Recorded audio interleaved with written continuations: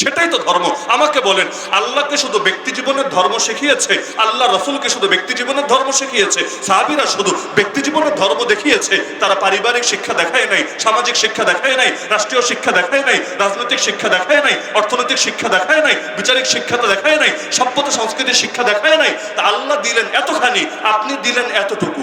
আল্লাহ দিলেন এতখানি, আপনি দিলেন এতটুকু।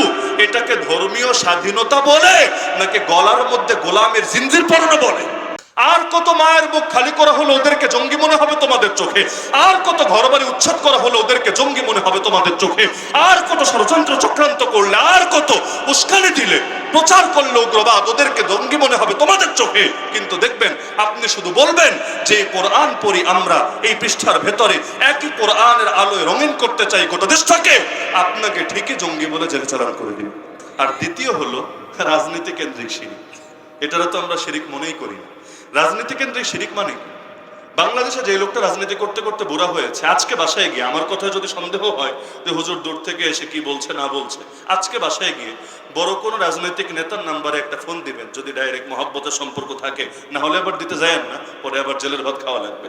এরপর কথার ছলে দুষ্টুমি করতে করতে বলবেন, মুরব্বী রাজনীতি করতে করতে যে বুড়া হয়ে গেল, রাজনীতির ফরজ কয়টা একটু বলেন দেখি, রাজনীতির সুন্নত কি কি একটু আমাদেরকে শিখান দেখি, আমরা তো নতুন, আমরাও একটু শিখি আপনাদের থেকে।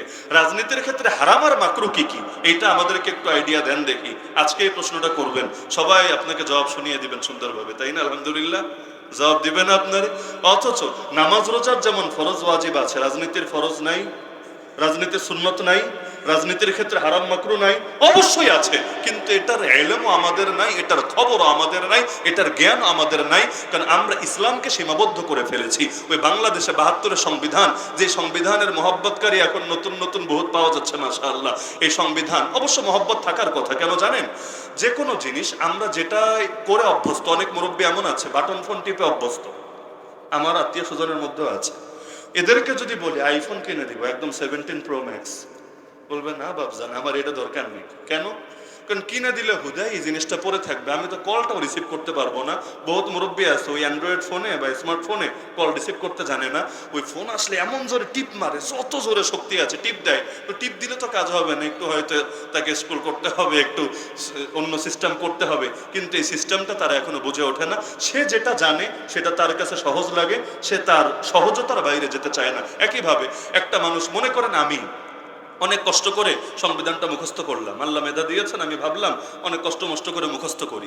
এখন মুখস্থ করলাম, বয়সও হলো, মনে করেন বুড়া হয়ে গেছে, বুড়া কালে তো আর নতুন করে মুখস্থ করা কঠিন, আগেরগুলো থাকে। এমনিও আমি যেমন গত 10 বছরে একটা নাম্বারও মুখস্থ করেছি কিনা আমার মনে নাই, কিন্তু ছোটবেলায় যেগুলো করেছি এখনো মনে আছে। হয়তো আপনাদেরও অনেকের এমন অভিজ্ঞতা। ওই যে ব্রিগেডিয়ার জেনারেল আব্দুল্লাহ আমান আজমি হজরত ওমরা সফরে আমাকে শোনালেন যে যখন আমাকে মুক্তি দিল, এই এত বছর পরে যখন মুক্তি দিল, ওই সময় বের হয়ে বিস্তারিত ঘটনা তিনি বললেন। আমি আমার ওয়াইফের নাম্বারে কল দিলাম, একজনের মোবাইল নিয়ে, মানে বাসের হেল্পারের মোবাইল নিয়ে কল দিলাম। আমি অবাক হয়ে বললাম, এত বছর পরে ওয়াইফের নাম্বার মনে থাকলো কিভাবে, এটা কিভাবে পসিবল? বললো হ্যাঁ, এখন হয়তো নাম্বার যেগুলো শুনি এগুলো মুখস্থ রাখতে পারবো না, কিন্তু যেগুলো ওই বাটন ফোনের যুগে বহু আগে মুখস্থ করেছি এগুলো মেমোরিতে বসে থাকে, এগুলো সহজে যায় না। আলহামদুলিল্লাহ, এটা সিস্টেম। আপনারা চেষ্টা করেন হাফেজ হতে, যারা বুড়া মানুষ চেষ্টা করেন হাফেজ হতে, অধিকাংশই হয়তো পারবেন না, কিন্তু আপনার নাতিরে ভর্তি করায় দেন হেফজখানায়, হয়তো 3 মাসের মধ্যে কোরআনের হাফেজ হয়ে যাবে, ওর হয়তো কোনো চাপই মনে হবে না। তো মানুষ অনেক কিছু আগে করা সহজ, পরে করাটা জটিল। এখন মনে করেন আমি ছোটবেলায় পুরো সংবিধানটা মুখস্থ করে ফেলেছি, মনে করেন বাস্তবে আমি মুখস্থ না করলে ব্যক্তিগতভাবে আমারও ওই ছাত্র জামানে সংবিধানটা কিনে খুব আগ্রহ করে ওই সময় পড়েছি, আমাদের এটার উপর ক্লাসও হতো রাষ্ট্রবিজ্ঞানের মধ্যে। তো এখন আমি মনে করেন মুখস্থ করেছি, এখন যদি আপনি দাঁড়ায় বলেন এই সংবিধান আর চলবে না, নতুন সংবিধান দিতে হবে, আমার মাথার উপর তো ভাই আসমান ভেঙে পড়বে। কেন? আমার তো ভাই এত কষ্ট, এত সাধনা, এত মেহনত পুরোটাই বেকার হয়ে যাবে। আরেকটা যদি আসো, এটা আমি মুখস্থ করবো কবে? এই বয়সে টাইম আছে বয়ে বয়ে মুখস্থ করা, এই যে আমি এতকাল সাধনা করে মুখস্থ করলাম, আমার তো এখন পুরো মেহনতটাই বেকার যাবে। তো এখন ওই যে ৭২-এর সংবিধান, এটার মধ্যে কিন্তু শিরকি কথাগুলো এখনো লুকিয়ে আছে। ধর্মনিরপেক্ষতাবাদ নাই, নাই মনে হয় আমারে বলেন? ৭২-এর সংবিধানে 4 নীতি, একদম প্রস্তাবনা অংশ খুললে শুরুতে 4 নীতি, এবং লেখা আছে মহান মুক্তিযুদ্ধে মুক্তিযোদ্ধারা যুদ্ধ করেছেন এই 4টা লক্ষ্যকে সামনে রেখে। আলহামদুলিল্লাহ, আমি আমার জীবনে অন্তত 2 ডজন, অন্তত কম হলেও 2 ডজন মুক্তিযোদ্ধাকে নিজে জিজ্ঞেস করেছি, যাদেরকে আমাদের জীবদ্দশায় পেয়েছি। আর যারা আমাদের জন্মের আগেই কবরে চলে গেছেন, ওনাদের তো আর জিজ্ঞেস করা সম্ভব না। আমি জিজ্ঞেস করেছি, আঙ্কেল অথবা দাদা, চাচা, যে যেমন হয়, যে আসলেই কি আপনারা এই 4 মাকসাদে যুদ্ধ করছিলেন? ধর্মনিরপেক্ষতাবাদের জন্য, সমাজতন্ত্রের জন্য, জাতীয়তাবাদের জন্য, গণতন্ত্রের জন্য, আসলে এই 4 মাকসাদের জন্য যুদ্ধ করেছেন, এর বাইরে কোনো মাকসাদ নাই। অধিকাংশই বলেছে, বাপজান এই শব্দগুলো তো আমরা ওই সময় শুনি নাই। কেউ কেউ এমনও বলেছে, ওই মাঝখানে একটা শব্দ আছে সমাজতন্ত্র। আমাকে একজন বলেছে, সমাজতন্ত্র এটা খায় না মাথায় দেয়, তাই তো আমি বুঝি না। এইটার জন্য যুদ্ধ করা পরের কথা। আপনাদের খুলনায় মুক্তিযোদ্ধা নাই? কয়রায় নাই?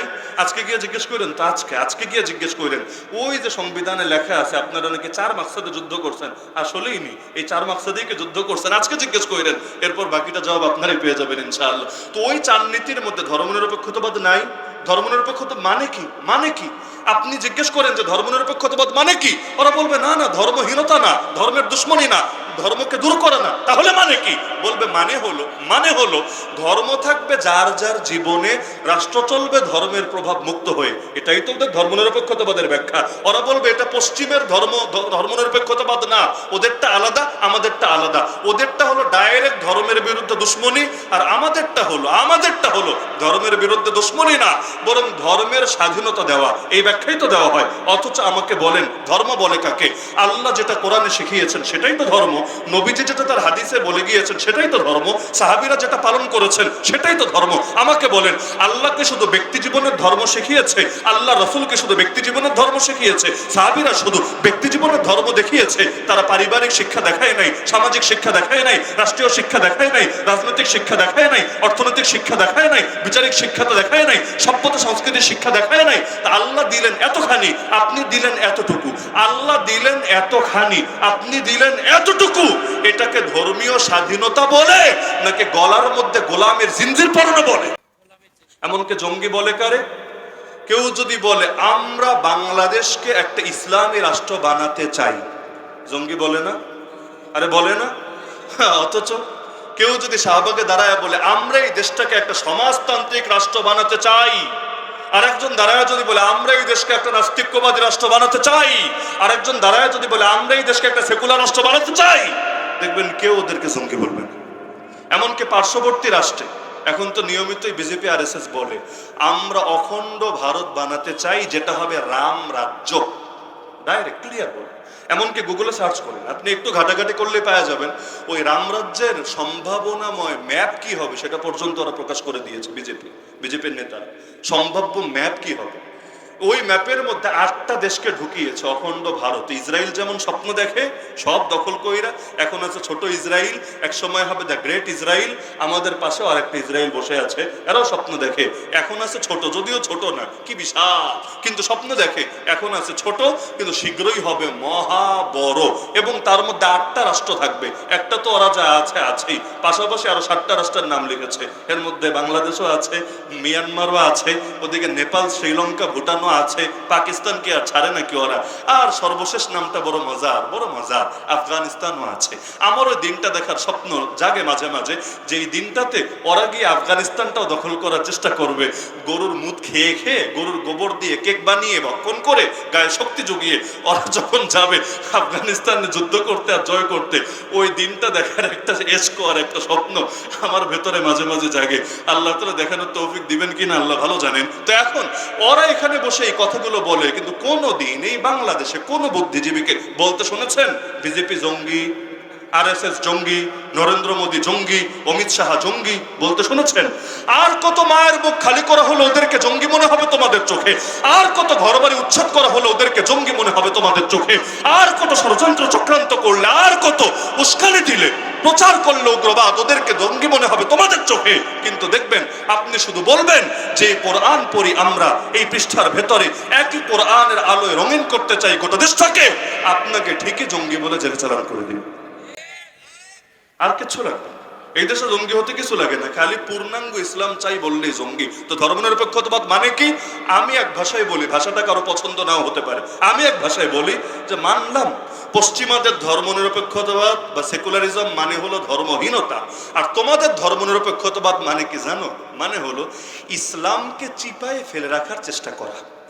ওই যে ৭২-এর সংবিধানের যে ধর্মনিরপেক্ষতাবাদ, এটার ব্যাখ্যা এটাই, ইসলামকে চিপায় ফেলে রাখার চেষ্টা করা। চিপায় ফেলে রাখার মানে বুঝেন? মানে বুঝেন? অনেকে আছে এমন, আপনি যোগ্য মানুষ কিন্তু আমি আপনারা দেখতে পারি না, দেখবেন কখনো এমন ভাবে তারা চিপায় ফেলে রাখে, বেটা চেয়ারও পায় না, দামও পায় না, সম্মানও পায় না, পদ পদবিও পায় না, আগাতে পারে না। হয় না অনেক সময় দেশে এমন প্রতিহিংসার কারণে? ওই ইসলামকে চিপায় ফেলে রাখা। ইসলাম কিছু জায়গায় চলবে, কিছু জায়গায় চলবে না। কই চলবে? মসজিদে, মাদ্রাসায়, মাহফিলে, খানকায়, তাবলিগে। চলবে না কোথায়? কোর্ট কাচারিতে চলবে না, বিচার আচারে চলবে না, আইন কানুনে চলবে না, পার্লামেন্টে চলবে না, শিক্ষা দীক্ষায় চলবে না, এখানে চলবে না, ওখানে চলবে না। তার মানে ছোট জায়গায় চলবে, বড় জায়গায় চলবে না, ছোট জায়গায় চলবে, বড় জায়গায় চলবে না। এটাকে ধর্মীয় স্বাধীনতা বলে না পরাধীনতা বলে? তাহলে বোঝায় যে এটা হলো আমাদের ধর্মীয় স্বাধীনতা। ওই যে বলেছি সব কিছুর মূল হলো এক জায়গায়। আধুনিক সভ্যতার ফিতনাটাই ভাই এখানে। জাগতিক উন্নয়ন দেখায়, ভেতর থেকে নিজেদের ঈমানটা কেড়ে নেয়। কি হবে রাস্তা দিয়ে, কি হবে ব্রিজ দিয়ে, কি হবে উন্নয়ন দিয়ে, যদি ভেতরের ঈমানটা যায় হারিয়ে? এগুলো তো আমাকে আল্লাহর গজব থেকে বাঁচাবে না। আদ জাতির উন্নতি কম ছিল না, সামুদ জাতির উন্নতি কম ছিল না, এত উন্নত হওয়ার পরও আল্লাহর গজব থেকে বাঁচতে পারে নাই। আদ জাতিকে আল্লাহ এত শক্তি দিয়েছিলেন, সুবহানাল্লাহ, সাইজেও ছিল বিশাল লম্বা, গায়ে ছিল এত শক্তি। নবী যখন বললেন ঈমান না আনলে আল্লাহ ধরবে, ওরা বলেছিল কি বলিস নবী বেটা, মান আসাদ্দু মিন্না কুওয়া, আমাদের চাইতে বেশি শক্তিশালী কে আছে? আসমানেও কেউ নাই যে আমাদের ধরতে পারে, জমিনেও কেউ নাই যে আমাদের ধরতে পারে। কিন্তু অবশেষে আল্লাহ তাদেরকে ঠিকই ধরেছে নাকি ধরে নাই? হ্যাঁ, বাংলাদেশেও তো কত মানুষ ভেবেছে আমাদেরকে ধরার কে আছে, 2041 সালেও এই হবে সেই হবে। এমনকি আমাদের তো রিমান্ডে দেখতাম কোন মুরব্বী আলেম মাঝে মাঝে সহ্য করতে না পেরে যদি বদদোয়া টাইপের কিছু দিত।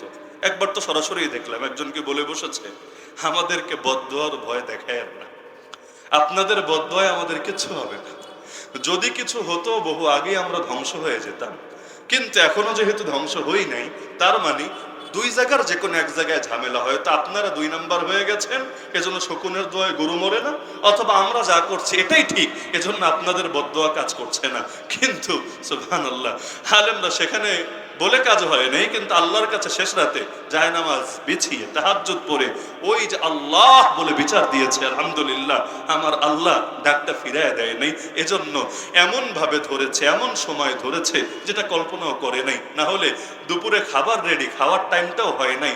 আমার তো বারবার মনে হলেও খারাপ লাগে, এমনি কষ্ট লাগার কথা, খাবার রেডি, খাবারটা খাওয়ার সময়টুকু পর্যন্ত হয়নি। এমনকি ঘরের মেয়ে পরের কাছে গিয়ে কেমন আছে না আছে, দিনকাল কেমন কাটছে না কাটছে, এইটা পর্যন্ত জানার সুযোগটা খোলা রাখে নাই। ওই যতবার পদ্মা সেতু দিয়েও পারি দেয়, আমার ভেতরে কষ্ট লাগে না। আসলেই তো ঘরের মেয়ে ঘরে থাকলেই তো ভালো থাকতো, ঘরের মেয়ে পরের কাছে গিয়ে কেমন আছে না আছে। আর কাশিমপুরে বসে মাঝে মাঝে স্বপ্ন দেখতাম, খায় দেয়া কাম নাই তো, এজন্য মাঝে মাঝে স্বপ্ন দেখতাম, হায় রে সেদিন কেমন লাগবে যেদিন আমরা যেই রুমে আছি এই জাতীয় কোন রুমে সেও থাকবে, সেদিন কেমন লাগবে।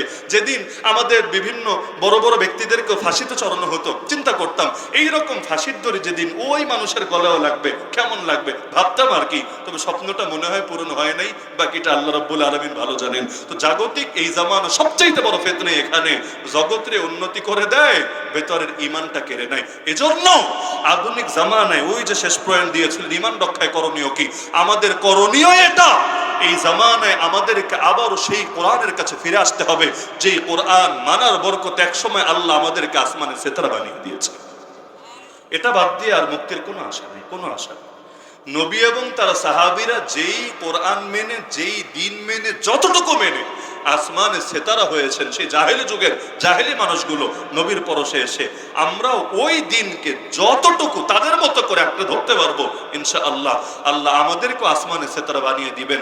এছাড়া আমাদের মুক্তির কোনো উপায় নেই। সুতরাং আসেন বাদ মতবাদ ছেড়ে, সব তন্ত্রমন্ত্র ছেড়ে আমরা আল্লাহর কোরআনের উপর সকলে ঐক্যবদ্ধ হয়ে যাই।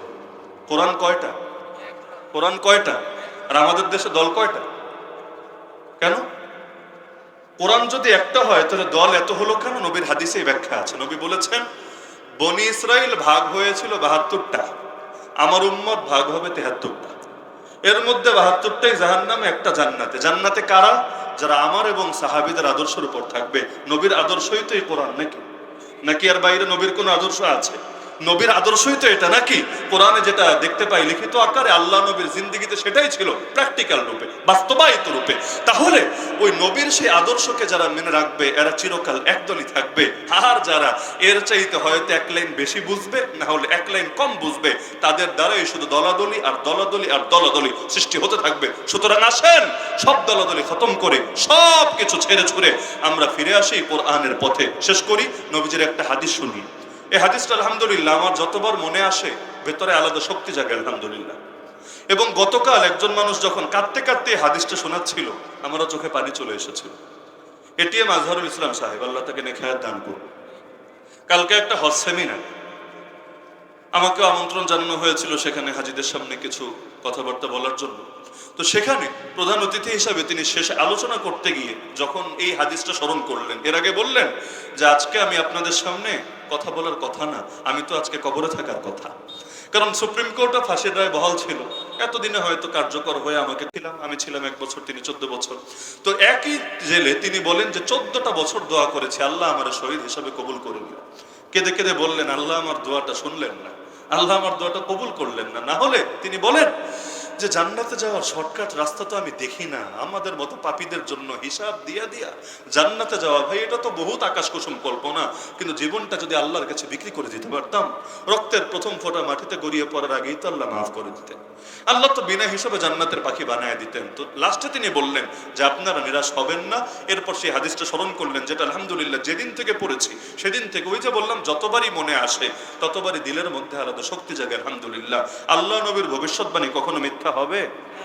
চোখে যা দেখে সেটা ভুল হতে পারে, কিন্তু নবীর জবান থেকে যেটা বের হয়েছে আমার আল্লাহ রহির মাধ্যমে, এটা কোশ্চিন কালেও ভুল হওয়া সম্ভবই না। নবীজি সাল্লাল্লাহু আলাইহি ওয়াসাল্লাম বলেন তাকুনুন নবুওয়াতু ফীকুম মা শা আল্লাহু আন তাকুন, তোমাদের ভেতরে নবুয়ত থাকবে ততদিন যতদিন পর্যন্ত আল্লাহ চাইবেন, সুম্মা ইয়ারফাউহা ইযা শা, এরপর আল্লাহ যখন চাইবেন উঠিয়ে নেবেন। তো 23টা বছর নবুয়ত নববী আদর্শ আমাদের সামনে পূর্ণাঙ্গভাবে ছিল আল্লাহ রসুলের হাত ধরেই, তিনি নিজেই ছিলেন আমাদের মাঝে। এরপর আল্লাহ যখন চেয়েছেন তাকে উঠিয়ে নিয়েছেন। হাদিসের দ্বিতীয় অংশ, সুম্মা তাকুনু খিলাফা আলা মিনহাজিন নবুওয়া, নবুয়তের পরেই তোমাদের জন্য দাজ্জাল আসবে, এই টাইপের কোনো ফিতনা না, না, বরঞ্চ নবুয়তের পরে আরেক দ্বিতীয় সুসংবাদ, তোমাদের মধ্যে খিলাফা আলা মিনহাজিন নবুওয়া, অর্থাৎ নবী ঠিক যেভাবে আদর্শ পরিচালনা করেছেন, রাষ্ট্র পরিচালনা করেছেন, আল্লাহর প্রতিনিধি হিসাবে প্রতিটা সেক্টরকে তিনি যেভাবে পরিচালনা করেছেন, এমন কিছু খলিফা তৈরি হবে। খলিফা মানে প্রতিনিধি, বাংলাদেশে আবার খলিফা মানে দর্জি, তাই না? নাকি খুলনায় অন্য কোনো শব্দ বলে? ওই ব্রিটিশরা এসে আমাদের শব্দগুলোর এমন ভাবে পচিয়েছে, সবচাইতে দামি শব্দগুলোর সবচাইতে কম দামি শব্দ বানিয়ে ছেড়েছে। খলিফা মানে ছিল কি একদম রাষ্ট্রের সর্বোচ্চ দায়িত্ব, আর খলিফা বানালো কি কাজী। কাজী মানে ছিল বিচারক, চিফ জাস্টিসকে বলা হতো কাজীউল কুজাত, আর বাংলাদেশে কাজী মানি যে বিয়া পড়ে। এমনকি কোন কোন এলাকায় খলিফা বলে হাজম রে, হাজম চিনেন ওই আগাকাটা যারা, এদেরকে বলে খলিফা। বাংলাদেশে কিছু এলাকা এমন আছে। এমনকি ইমাম, ইমাম তো ছিল রাষ্ট্রপ্রধান, ইমামুল মুসলিমিন, মূল ইমাম তিনি, আর বাকি ইমামরা ছোট ইমাম, বড় ইমাম হলো সেই ইমাম। আর বাংলাদেশে কি বলে জানেন? এই এলাকায় বলে কিনা আমি জানি না, আমার শুনতে বড় লজ্জা লাগতো ছোটবেলায়, যার নাই কোনো গতি সে করে ইমামতি। বলতো না এই জাতীয় কথা? ইমাম মানে নেতা, অথচ কর্মচারীর মতো না, চাকরের মতো আচরণ করা হয় তার সাথে। বহুত মসজিদ এমন আছে ইমামের সাথে নেতা দূরের কথা, চাকরের মতো আচরণ করে। এমনকি ইমামরা সর্বদা আতঙ্কে থাকে, সকালেও জানে না দুপুর পর্যন্ত থাকতে পারবে কিনা, দুপুরেও জানে না রাত পর্যন্ত থাকতে পারবে কিনা। ওই যে বলেছিলাম ধর্মনিরপেক্ষতাবাদ মানে ইসলামটা চিপায় ফেলা। ভাই যদি দূরও হতো যে মসজিদে মাদ্রাসায় মাহফিলে খানকে অন্তত ইসলামটা ঠিকভাবে রাখতে দিত, তাও নয়তো একটা ব্যাপার হতো, ওইটাও তো চলে না। মসজিদে কি বলবে না বলবে এটা ওরা ঠিক করে দিবে, মাহফিলে কি আলোচনা হবে না হবে এগুলো ওদের থেকে পারমিশন নিয়ে নিতে হবে। এমনকি কোন হুজুর আসতে পারবে কোন হুজুর পারবে না এইটা ওই ফকির মিসকিনরা, মানে আদর্শের ফকির মিসকিন যারা, ওরাই এসে আমাদেরকে শেখায় দিবে। স্বাধীনতা থাকলো কোথায়? স্বাধীনতা থাকলো কোথায়? এমনকি যেই কোরআন 30 পারা নামাজে পড়লে লোকে হাদিয়া দেয়, তারাবিতে খতম করলে হাদিয়া দেয় না? যেই কোরআন 30 পারা পুরো 30 পারা পড়ে দিলে লোকে খুশি হয়, হাদিয়া দেয়, সম্মান জানায়, একই কোরআনের তাফসীর মিম্বার থেকে মঞ্চ থেকে উপস্থাপনের কারণে জেলে যেতে হয়। কোনো অপরাধ নাই। ওই আরবিতে বললে বোঝে না, তে গায়ে লাগে না, বাংলায় বললে বোঝে, ভণ্ডামির মুখোশ খোলে আর স্বার্থে আঘাত লাগে। এজন্য বাংলায় শোনার পর আর নিজের ল্যাজ সামনে রাখতে পারে। না হলে যেই কোরআন পড়ার কারণে কারীরা বিদেশ থেকে কারি এনে লাখ টাকা দেয়, ওই কোরআনের তাফসির করার কারণেই, ওই কোরআনের তাফসির করার কারণেই কোরআনের পাখি আল্লামা দেলোয়ার হোসেন সাঈদী আজকে কবরে শায়িত। জীবনের এতগুলো বছর তার কারাগারে কাটলো, এমনকি তাকে নিকৃষ্ট ট্যাগটা দেওয়া হলো, কোনো অকাট্য দলিল প্রমাণ নেই, ফাও মামলা টামলা সাজায়, এমনকি মামলা সাক্ষীরাই তো এসে এখন স্বীকার করে যাচ্ছে। অপরাধ কি? ওই আরবিতে পড়ে দিলে ভাই কেউ কিচ্ছু বলতো না, সারা জীবন খালি যদি কানে হাত দিয়া খালি কেরাত পড়ে যেত, তাফসীরটা যদি না করতো, বিশ্বাস করেন জেলে যাওয়া তো লাগতোই না, উল্টো তাকে হয়তো নিয়মিত ওই রাষ্ট্রীয় গুরুত্বপূর্ণ বিভিন্ন প্রোগ্রামেও টাকা দিয়ে নেওয়া হতো। এটাই বাস্তবতা। এজন্য দেখবেন মাশাআল্লাহ আমরা এমন খাঁটি মুসলমান, সংসদ অধিবেশনও শুরু হয় না কোরআন তেলাওয়াত না হলে, তাই না? মাশাআল্লাহ। এমনকি লা ইলাহা ইল্লাল্লাহ মুহাম্মাদুর রাসূলুল্লাহ মাথার উপর লিখে রাখলেও আলাদা চেতনা আসে বুকের ভেতর। অথচ শুরু করলেন কোরআন তেলাওয়াত দিয়ে, আর একটু পরে নীতি বানালেন কোরআনের বিরুদ্ধে, সংবিধান রাখলেন যেটা কোরআনের সঙ্গে সাংঘর্ষিক হতে পারে, তো শুধুমাত্র ওই মুখের তেলাওয়াত দিয়ে কি হবে? এমনকি তেলাওয়াত আবার ফিল্টারিং করে দেওয়া আছে, মনে চাইলেই কারি সাহেব আবেগে এসে ইমোশনে এসে যা মনে চায় তা পড়ে দিবে, না না, এটা হবে না। কারি সাহেব যদি ভাবে আমাকে যে আয়াত পড়তে বলেছে এর বাইরে গিয়ে আমি আজকে জিহাদের আয়াত পড়বো সংসদে দাঁড়িয়ে, আমি খেলাফতের আয়াত পড়বো, আমি দিন কায়েমের আয়াত পড়বো, আমি চোরের হাত কাটতে হবে এটা পড়ে দিব, দেখবেন কারি সাহেব পড়বে তো মাশাআল্লাহ পড়া সুন্দরী শোনা যাবে, এরপর আস্তে করে প্যাকেট করে লাল গুদামে চালান করে দিবে, এরপর বাকি জীবন ব্যানারে হয়তো জঙ্গি মামলা নিয়ে লাল গুদামের ভাত খেতে হবে। এটাই হলো স্বীকৃত বাস্তবতা। তাহলে দেখা যাচ্ছে আরবি বোঝে না তাই গায়ে লাগায় না, বাংলা বোঝে তাই আর নিজেদের লেজ ভিতরে সামনে রাখতে পারে না। আল্লাহ হেফাজত করুক আমাদেরকে। সুতরাং নবীজি বলছেন আমার পরে দ্বিতীয় যুগ, মাথায় রাখেন এই হাদিসটা, আমি আশা রাখি ইনশাআল্লাহ আপনারাও সারা জীবন মাথায় রাখবেন। না হলে ওই আলোচনা শেষে এটিএম আজহার সাহেব যখন সাক্ষাৎ হলো, কথা প্রসঙ্গে তিনি বলছেন যে বাবা তোমার সাথে দেখা নিয়মিত না হলেও তোমার আলোচনাগুলো আমার খুব ভালো লাগে, আমাকে দেখায় এবং আমি মাঝে মাঝে বলি এটা প্লে করে দাও, আমার দিল থেকে দোয়া আসে, কিন্তু আমার জন্য একটু দোয়া কইরো, আমার ব্রেনটা একটু কম কাজ করছে জেল থেকে আসার পরে, এতকাল জুলুম সওয়ার পরে এত কম কাজ করছে। আমি একটু হাসি দিয়ে বললাম না দোয়া তো করবো ইনশাআল্লাহ, কিন্তু ব্রেন কম কাজ করার নমুনাই যদি হয় এইগুলা মাশাআল্লাহ, তাহলে বেশি কাজ করলে যে কি হতো এটা তো আল্লাহ ভালো জানে। কারণ কম কাজ করার পরে যে হারে রেফারেন্স দিলেন আর কথা বললেন, এতে বেশি কাজ করলে কি হতো এটা তো আমার ভাবতেও ভালো লাগছে মাশাআল্লাহ। তো দোয়া করবো আল্লাহ যাতে আগের চাইতে আরো বেশি শানিত করে দেন আলহামদুলিল্লাহ। তাহলে প্রথম যুগ হলো নবুয়তের যুগ, আছে না? সমাপ্ত হয়ে গেছে, সমাপ্ত হয়ে গেছে। প্রভু তুমি বলেছো রাসূল দেবে না, আর কোনো রাসূল আসবে না, শেষ। দ্বিতীয় যুগ হলো খেলাফা আলা মিনহাজিন নবুয়া, বা সহজ ভাষায় বলি খেলাফতের রাশেদার যুগ, আছে না? সমাপ্ত হয়ে গেছে। খেলাফতের রাশেদার যুগ কয় বছর?